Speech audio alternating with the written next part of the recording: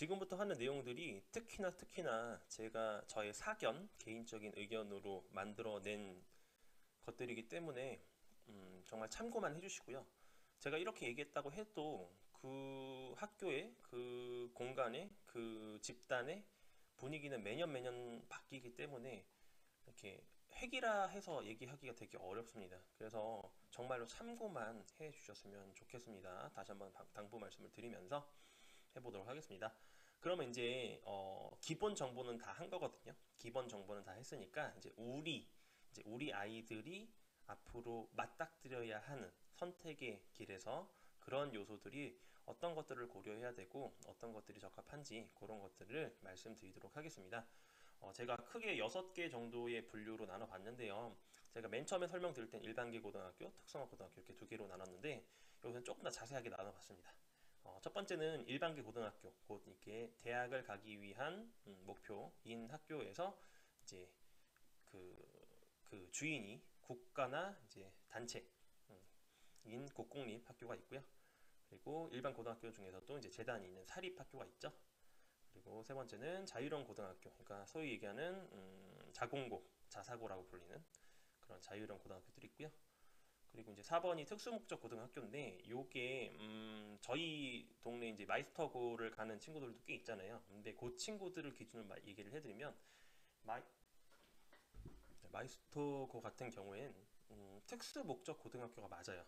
그러니까 특수한 목적을 가지고 만든 고등학교가 맞는데 분류로 치면 특성화 고등학교입니다. 그러니까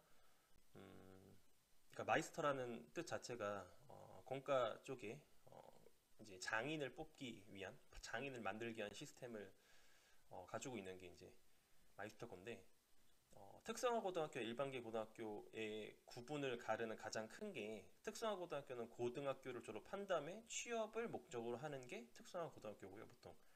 나머지 일반계 고등학교는 대학을 목표로 하는 게 일반계 고등학교라고 말씀드렸잖아요. 그래서 마이스터고는 딱 여기에 껴 있습니다. 그러니까 특수한 목적을 가지고 학교를 만들고 설립한 건 맞는데 아이들을 대학을 보내는 게 목적이 아니고 이제 고등학교 졸업한 다음에 바로 취업 전선에 뛰어들게 하는 게 이제 마이스터고의 목적이라고 보시면 되겠습니다. 그래서 이제 좀 어정쩡하지만 여기에서 기준으로 나누면 4번과 5번을 동시에 가지고 있지만 분류로 따지면 5번 쪽이라고 보시면 되겠습니다. 특성화고등학교. 그리고 이제 그 외에 예체능 관련한 무슨 뭐 문화고라든지 뭐 그런 예술고 이런 것들도 존재를 하죠. 뭐 이것도 특수목적고등학교라고 보시면 되겠죠. 다시 한번 말씀드리는데 지금부터 하는 분석은 진짜 지극히 주관적인 내용이고요. 제가 모든 학교를 다 다닐 수가 없기 때문에 이제 들어서 아는 것들 그리고 정보를 통해서 아는 것들 뭐 영상을 보고 뭐 나름대로 분석을 하고 이런 것들이 있습니다. 그리고 같은 학교여도 아무래도 사람이 중심이 돼서 돌아가는 곳이기 때문에 어떤 교사가 있느냐, 어떤 학생들이 있느냐, 어떤 학년이냐, 어떤 시스템을 가지고 있느냐, 어떤 해, 어떤 지원이 많이 가더라 이런 거에 따라서 차이가 있을 수 있고요. 또 상위권, 중위권, 하위권을 이제 나눌 수 없는 것처럼 구분을 하거나 이제 도식화하는 게 되게 쉽지가 않습니다. 그래서 참고사항으로만 봐주시면 좋겠다라는 말씀을 드리고요. 첫 번째 이제 일반 고등학교 국공립부터 보도록 하겠습니다. 이 특징들은 제가 나름대로의 정보들과 경험들을 통해서 한번 모아본 건데요. 첫 번째는 공립의 특징, 모든 공립학교의 특징 중에 하나죠. 교사의 질이 유동적입니다. 유동적이라는 게 뭐냐? 이 교사, 선생님들이 이동을 해야 하기 때문에 필수적으로 물론 어떻게든 남아 계시려면 남아 계실 수 있겠지만 그것도 최장 10년이고 이동을 보통 많이 하시기 때문에 유동적일 수밖에 없습니다. 곧 어떤 특정한 해는 정말 열정도 넘치시고 유능한 그런 분들이 많으셔서 되게 괜찮은 때가 있었는데 어떤 때는 또 아닌 경우가 있을 수도 있겠죠. 그래서 항상 똑같진 않다라는 것도 특징이 될 수가 있겠고 두 번째는 아무래도 이제 보통 공립고등학교, 일반고등학교 특히나 서울 같은 경우는 거의 다 이제 소위 얘기한 뺑뺑이 그러니까 무작위로 뽑아가지고 물론 우선순위가 있긴 하지만 뽑아서 가는 것이기 때문에 수준이 아무래도 평균적이 됩니다. 그러니까 뭐 옛날 학교들처럼 어느 학교가 제일 잘하고 두 번째는 어디고 이런 개념이 없고요. 그냥 다 비슷비슷한 그런 수준이라고 보시면 되겠습니다. 물론 이제 소위 얘기하는 학군이라는 지역에 따른 차이는 있을 수 있습니다. 자, 세 번째는 학교의 주요 전략이 보통은 학종이 될 가능성이 굉장히 높습니다. 교과, 학종, 논술, 수능 중에서 학종이 될 가능성이 제일 높습니다. 제가 그때 학종 설명해 드리면서 상대적인 평등과 절대적인 평등에 대해서 설명을 해드렸죠. 수능은 절대적인 평등이라고 치면 학종은 상대적인 평등이라고 말씀을 드렸는데요. 왜냐면 다시 한번 말씀드리는데 수능은 전국에 있는 모든 학생들이 똑같은 시험 문제로 시험을 보죠. 근데 그들의 조건은 다 다르죠. 그러니까 뭐 지역적으로도 돈이 많은 아니면 지원을 되게 많이 해주는 지역일 수도 있고 아닐 수도 있고. 근데 시험은 똑같은 걸 보고 그렇기 때문에 절대적인 평등이죠. 하지만 복지적인 차원으로 봤을 때, 사회복지적인 측면을 봤을 때 보통 절대적인 평등을 복지라고 얘기하진 않습니다. 그쵸?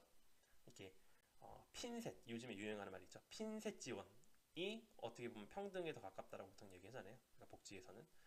근데 이제 학종 같은 경우는 상대적인 평등입니다.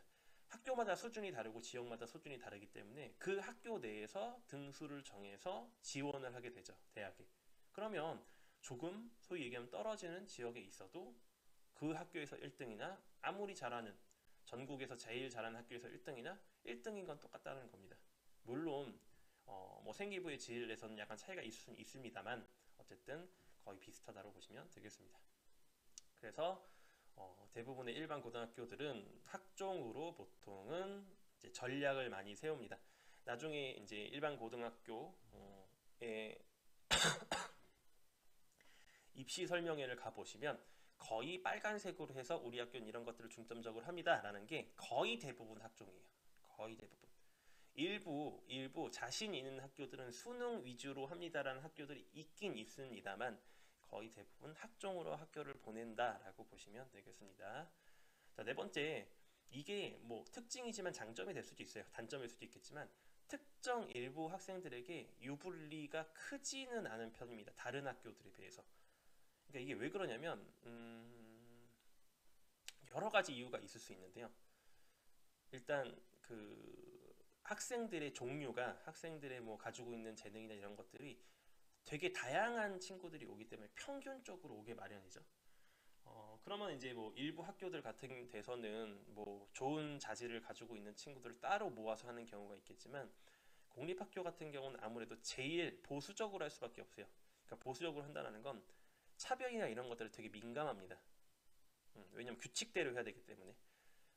그래서 이제 특정 학생들에게 몰아준다든지 이런 만약에 시스템이 있다라고 하면 지방은 잘 모르겠어요. 저도 지방은 가보지 않아서 모르겠지만 적어도 수도권 내에서는 차별적으로 뭔가를 하면 큰일 납니다, 요즘에. 물론 그런 데도 있긴 하겠죠. 있긴 하겠지만 거의 그렇게 하는 건 되게 위험성이 크기 때문에 공립학교에서는 거의 없다라고 보셔도 돼요. 물론 뭐 수준별 학습 뭐 이런 걸 할 수도 있겠지만 뭐 티 안 나게 뭐 이렇게 챙겨주는 경우도 있겠지만 어쨌든 전체적으로 봤을 때는 기회가 꽤나 동등한 편이라고 저는 생각을 합니다. 다만 이제 이거에 이제 반대급부가 되겠죠. 평등하기 때문에 동등하기 때문에 기회를 먼저 먹여주진 않아요. 그래서 내가 원하는 게 있으면 마치 먹이를 달라고 하는 아기 새처럼 어미새에게 이렇게 쪽쪽쪽 되는 아기 새처럼 스스로 기회를 찾아야 하는 우리 아이들에게 가장 부족한 적극성이 필요합니다. 이 적극성이 있는 친구들은 엄청난 무기를 가지고 있는 건데 이런 친구들은 많지 않아요.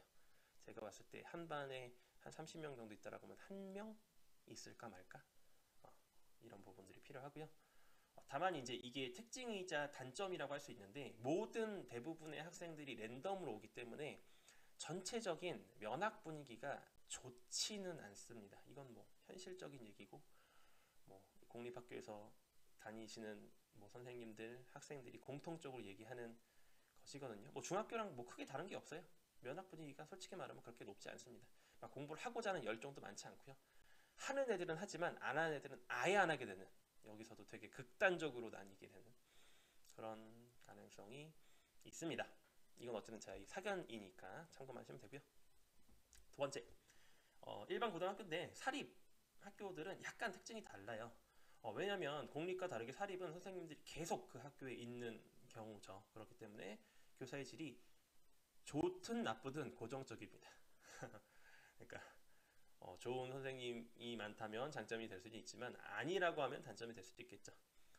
두 번째는 공립은 어쨌든 선생님들이 바뀌기 때문에 데이터가 인수인계가 제대로 안 되는 경우들이 굉장히 많아요.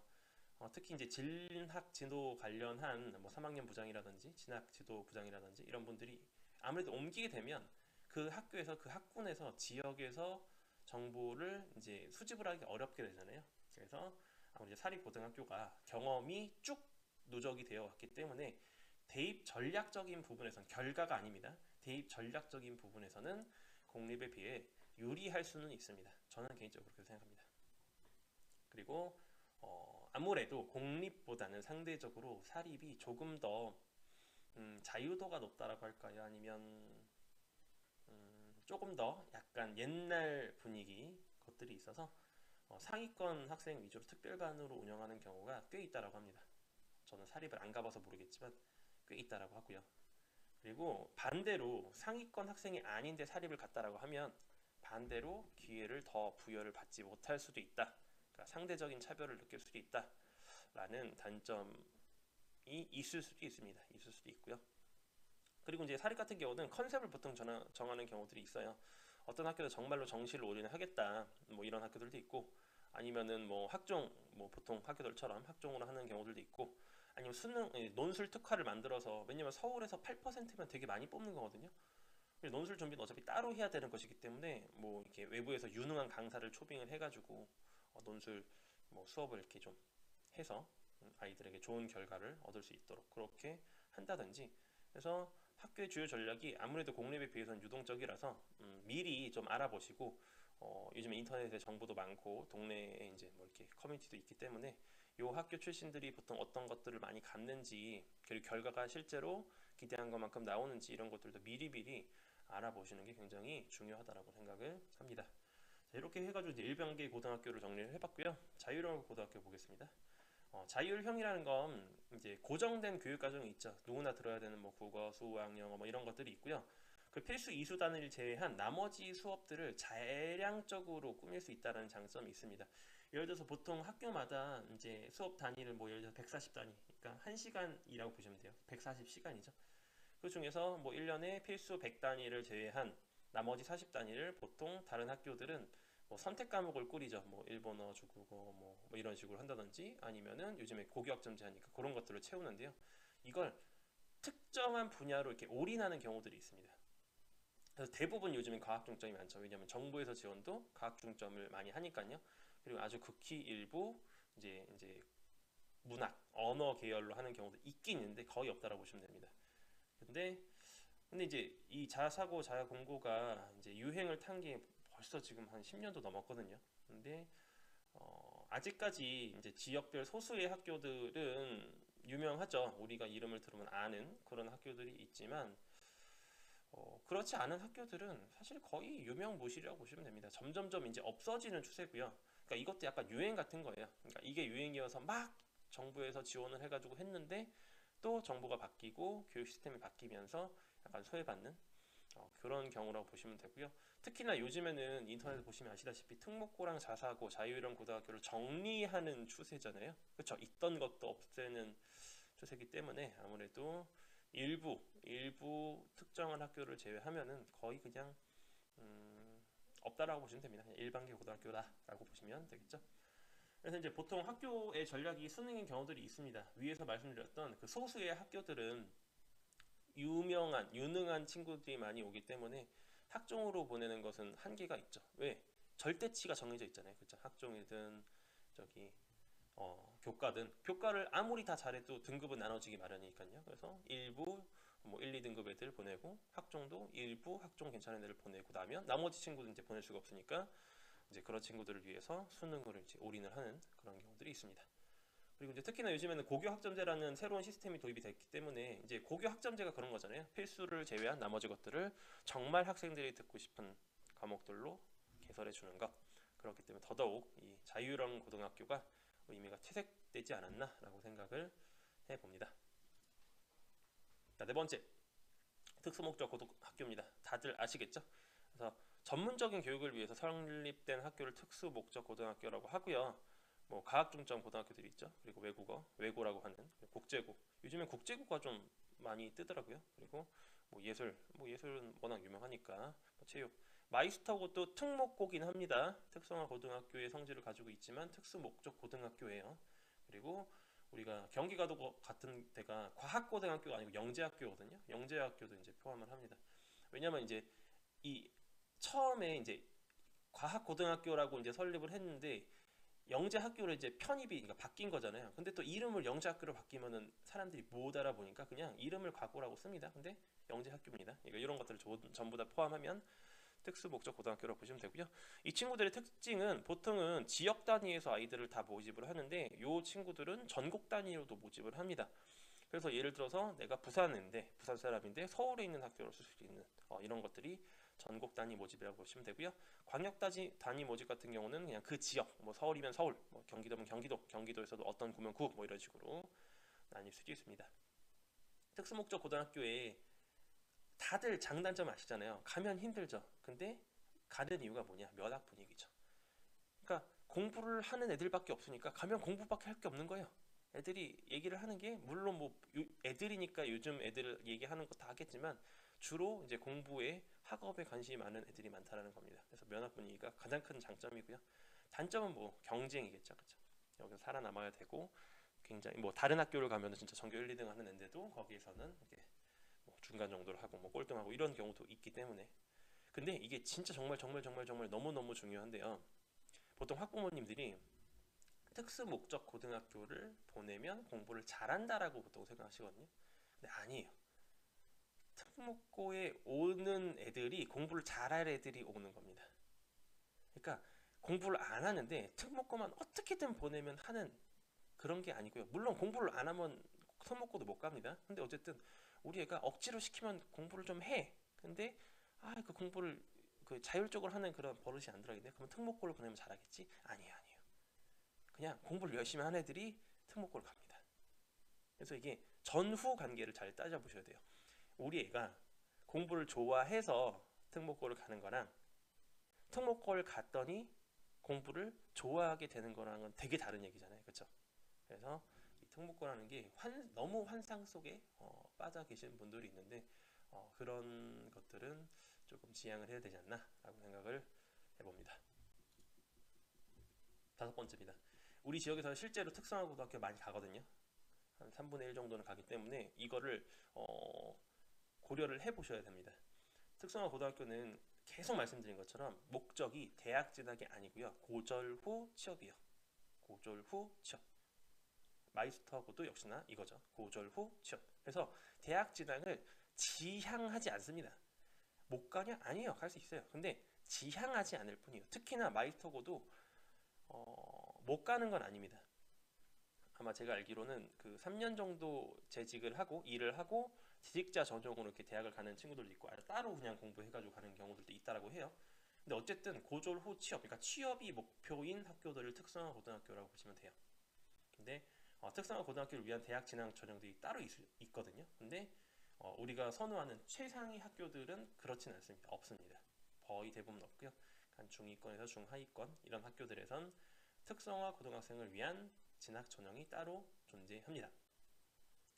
근데 이제 요즘에 이상하게 이제 생각해서 오해를 해서 전략적으로 막 내신을 따려고 특성화 고등을 간다라는 되게 이상한 말들을 하는 아이들이 있는데요. 이건 주객이 전도된 거예요. 그러니까 내신이라는 그 한 가지를 위해서 특성화고에 갔는데 포기해야 할 것들이 너무 많이 생깁니다. 일단 첫 번째는 제가 밑에 쓴 것처럼 면학 분위기. 일반계 고등학교에서도 면학 분위기가 안 잡히는데 소위 중학교 때 공부를 등한시 하던 친구들이 모인 곳에서 공부를 한다라 그거는 쉽지 않고요. 그리고 아무래도 취업을 목표로 만든 학교이기 때문에 학업적으로 도움이 될 수 있는 부분들이 상대적으로 떨어질 수밖에 없겠죠. 당연히 목적이 취업인데 무슨 대학 진학은 생각을 하지 않겠죠, 되도록이면. 물론 이제 대학 진학반을 따로 운영한다라고도 해요. 근데 한계가 있죠. 왜냐면 자기가 전공이 아닌데 어떻게 그거는 좀 쉽지가 않은 것 같고요. 그래서 전략적으로 내신 잘 따려고 특성화 고등학교를 간다라고 하면은 가볍게 꿀밤을 한 대 때려주시면 되겠습니다. 이거는 너무너무 어리석은 판단이기 때문에 절대 저는 추천을 하지는 않습니다. 이런 것들이 있고요. 자, 그 외에는 이제 넘어가도록 하겠습니다. 그러면 이제 우리 지역을 얘기를 해봐야겠죠.